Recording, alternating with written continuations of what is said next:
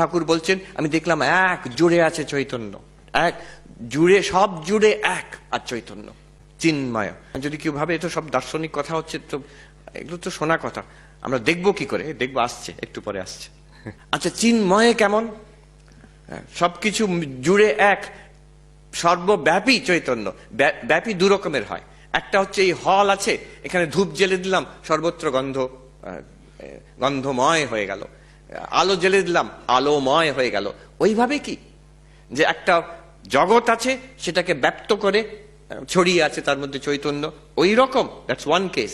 Or second case, এই যে table, there is a podium, আর কাঠ। এখন যদি বলি কাঠময় টেবিল, এটা এমন নয় যে একটা টেবিল আছে আর কাঠটা তাকে ব্যক্ত করে আছে, না, কাঠটাই আছে। কাঠ আর টেবিল একই জিনিস, এই কাঠেরই একটা নাম রূপ ব্যবহার হচ্ছে table, name, form and transaction, এই হচ্ছে টেবিল। বাট এটা আসলে কাঠ। আমরা যখন ছুঁই আমরা বলি না টাচ উড, হ্যাঁ, টাচ টেবিল বলি না, আমরা টাচ উড বলি। সো এই যেমন কাঠটাই টেবিল, চিন্ময় মানে চিন্মাত্র, চৈতন্যই জগৎ।